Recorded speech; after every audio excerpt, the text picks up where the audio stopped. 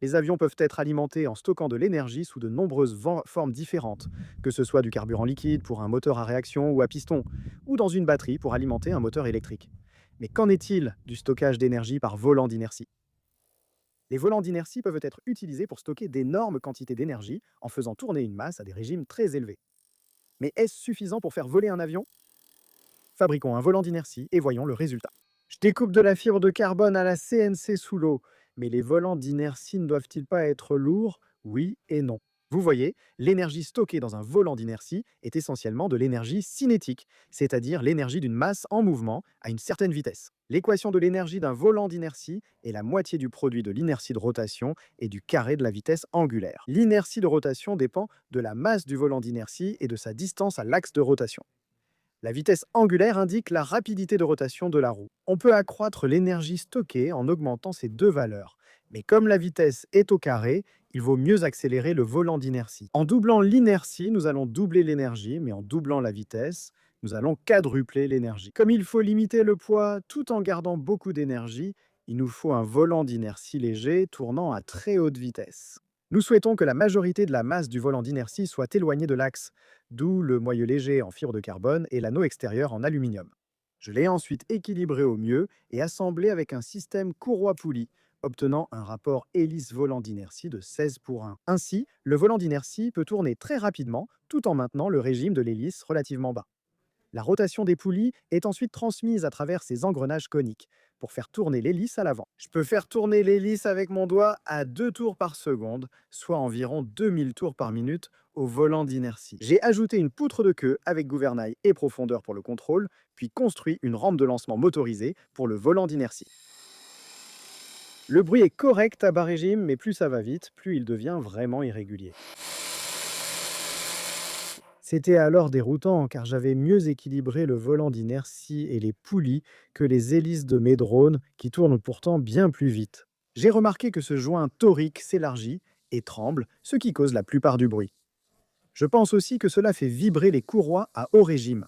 Au moins, il y avait pas mal d'énergie stockée dans le volant d'inertie, ce qui lui permettait de tourner pendant un bon moment.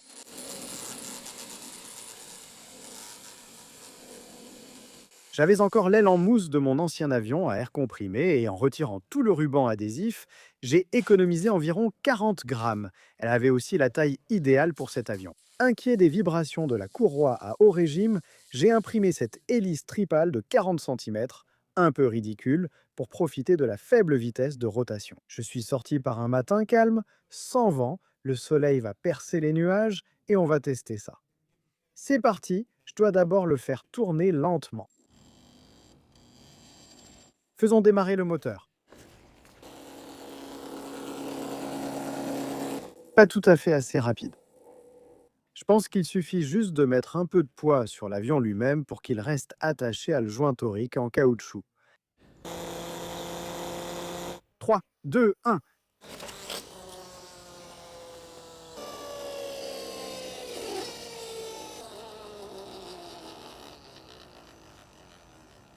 Ce n'était pas génial.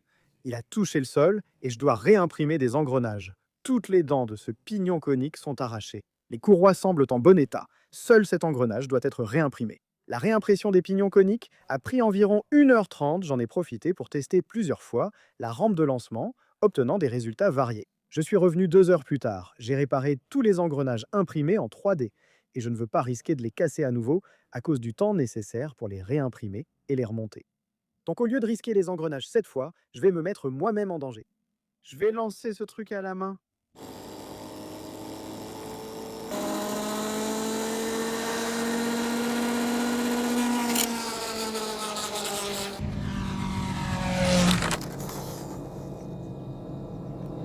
C'est bien plus difficile que prévu. 2 heures après, j'ai repris une hélice en fibre de carbone de 15 pouces et décidé de retester depuis la rampe de lancement.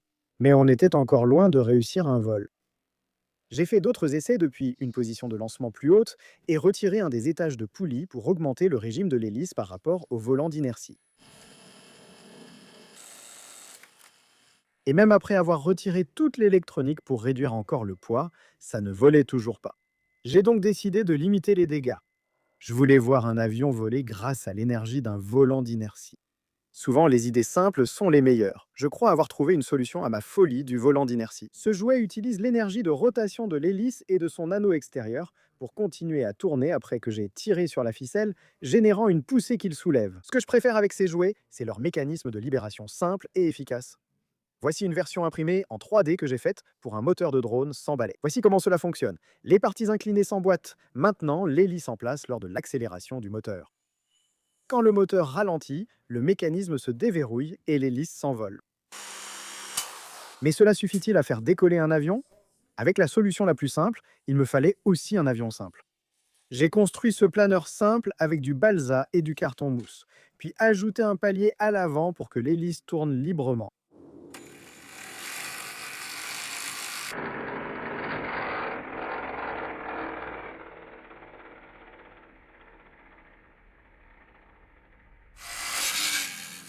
C'est très satisfaisant de voir quelque chose de simple bien fonctionner. Il est aussi très simple de changer le poids, le diamètre et le pas de l'hélice pour varier les performances de vol. N'essayez pas trop d'alléger les pales qui maintiennent l'ensemble. À moins que vous ne vouliez un hula hoop volant.